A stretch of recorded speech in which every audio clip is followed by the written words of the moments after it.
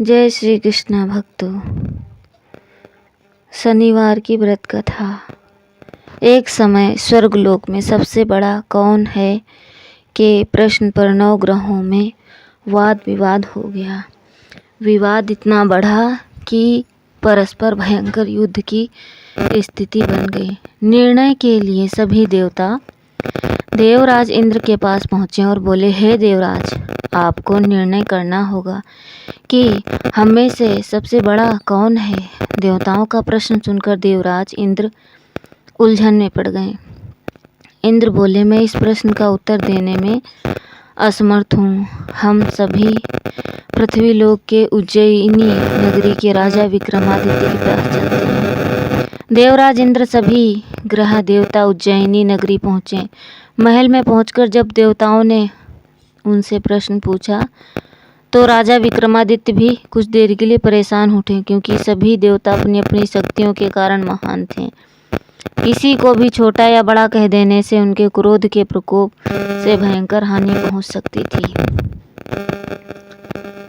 तो सभी देवता कहाँ पहुंचे? राजा विक्रमादित्य के दरबार में। तो सभी देवता अपने आप में ही शक्तिशाली थे। अगर वो किसी को कुछ बोलते तो उनके प्रकोप से भयंकर हानि हो सकती थी। अचानक राजा विक्रमादित्य को एक उपाय सूझा। उन्होंने विभिन्न धातुओं स्वर्ण, रजत, चांदी, कांसा, ताम्र, सीसा, रांगा, जस्ता, अभ्रक और लोहे के 9 आसन बनवाए। धातुओं के गुणों के अनुसार सभी आसनों को एक दूसरे के पीछे रखवाकर उन्होंने देवताओं को अपने अपने सिंहासन पर बैठने को कहा।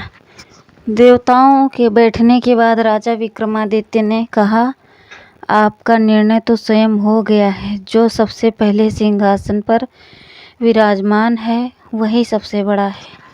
राजा विक्रमादित्य के निर्णय को सुनकर शनि देवता ने सबसे पहले आसन पर बैठने के कारण अपने को छोटा जानकर क्रोधित होकर कहा, राजा विक्रमादित्य, तुमने मुझे सबसे पीछे बैठाकर मेरा अपमान किया है। तुम मेरी शक्तियों से परिचित नहीं हो, मैं तुम्हारा सर्वनाश कर दूंगा।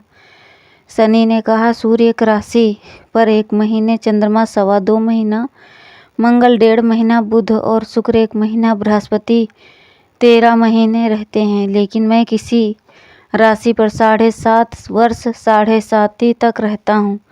बड़े बड़े देवताओं को मैंने अपने प्रकोप से पीड़ित किया है। राम को 7.5 के कारण ही वन में जाकर रहना पड़ा और रावण को 7.5 के कारण ही युद्ध में मृत्यु का शिकार बनना पड़ा। राजा, अब तू मेरे प्रकोप से नहीं बच सकेगा। इसके बाद अन्य ग्रहों ने देवता तो प्रसन्नता के साथ चले गए, परंतु शनि देव बड़े क्रोध के साथ वहां से विदा हुए। राजा विक्रमादित्य पहले की तरह ही न्याय करते रहे। उनके राज्य में सभी स्त्री पुरुष आनंद से जीवन यापन कर रहे थे। कुछ दिन ऐसे ही बीते गए। उधर शनि देवता अपने अपमान का बदला भूले नहीं थे।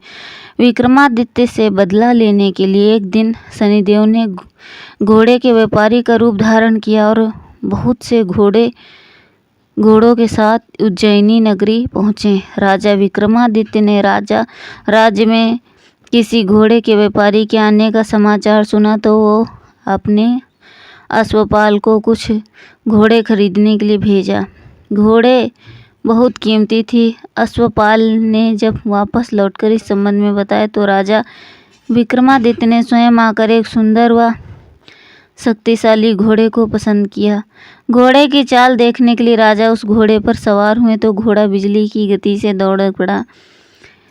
तेजी से दौड़ता घोड़ा राजा को एक दूर जंगल में ले गया, फिर राजा को वहां गिराकर जंगल में कहीं गायब हो गया। राजा अपने नगर को लौटने के लिए जंगल में भटकने लगे, लेकिन उन्हें लौटने का कोई रास्ता नहीं मिला।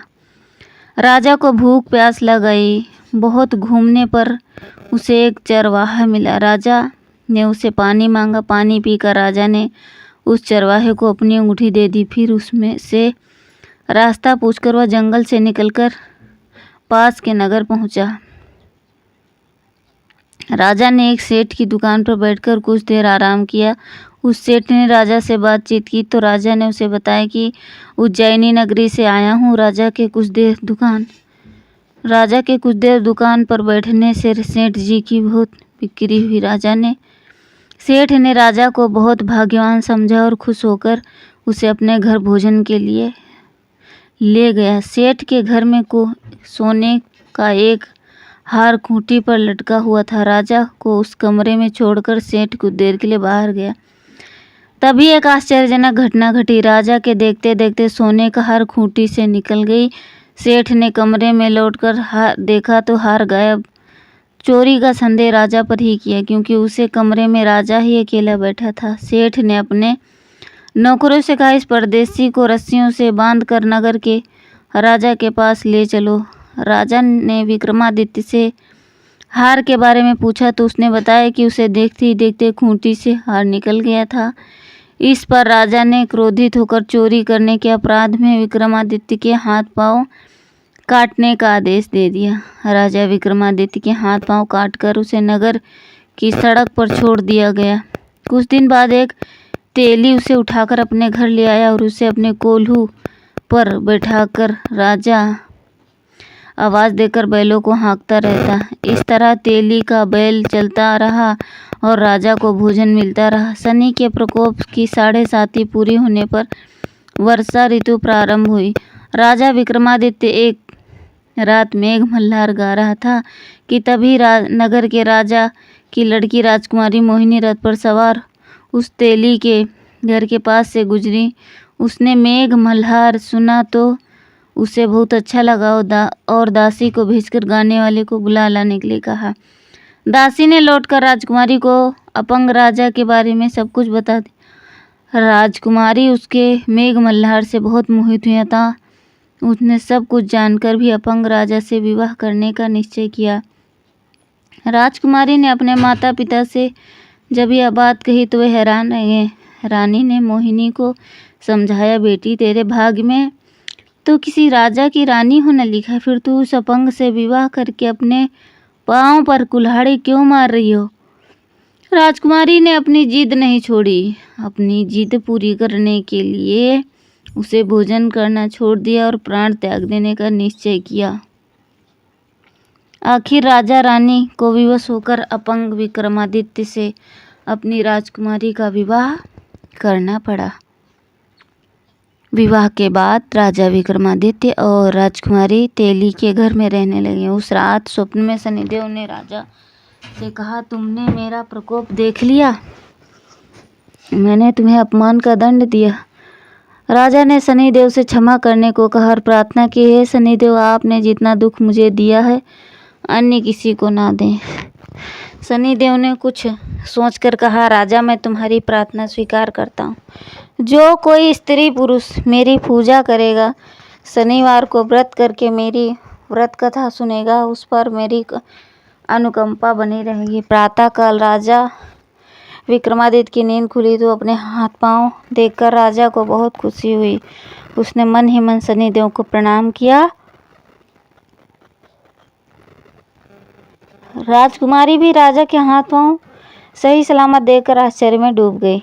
तब राजा विक्रमादित्य ने अपना परिचय देते हुए शनिदेव के प्रकोप की सारी कहानी सुनाई। सेठ को अब इस बात का पता चला तो दौड़ता दौड़ता हुआ तेली के घर पहुंचा और राजा के चरणों में गिरकर क्षमा मांगने लगा। राजा ने उसे क्षमा कर दिया क्योंकि वह तो शनिदेव के प्रकोप से कारण हुआ था। सेठ राजा को अपने साथ घर ले गया और भोजन कराया। भोजन करते समय एक आश्चर्यजनक घटना घटी। सबके देखते देखते उस खूंटी ने हार उगल दिया। सेठ जी ने अपनी बेटी का विवाह भी राजा के साथ कर दिया और बहुत से स्वर्ण आभूषण, धन आदि देकर राजा को विदा किया। राजा विक्रमादित्य राजकुमारी मोहिनी और सेठ की बेटी के साथ उज्जैनी पहुँचे। नगरवासियों ने हर्ष से उनका स्वागत किया। अगले दिन राजा विक्रमादित्य ने पूरे राज्य में घोषणा करवाई कि शनिदेव सब देवों में श्रेष्ठ हैं। प्रत्येक स्त्री पुरुष शनिवार को उनका व्रत करें और व्रत कथा अवश्य सुने। राजा विक्रमादित्य की घोषणा से शनिदेव बहुत ही प्रसन्न हुए। शनिवार का व्रत करने और व्रत कथा सुनने के कारण ही सभी लोगों की मनोकामनाएं पूरी होती हैं। शनिदेव की अनुकंपा से ही पूरी हो जाती हैं। सभी लोग आनंद पूर्वक रहने लगे। तो शनिदेव महाराज की जय।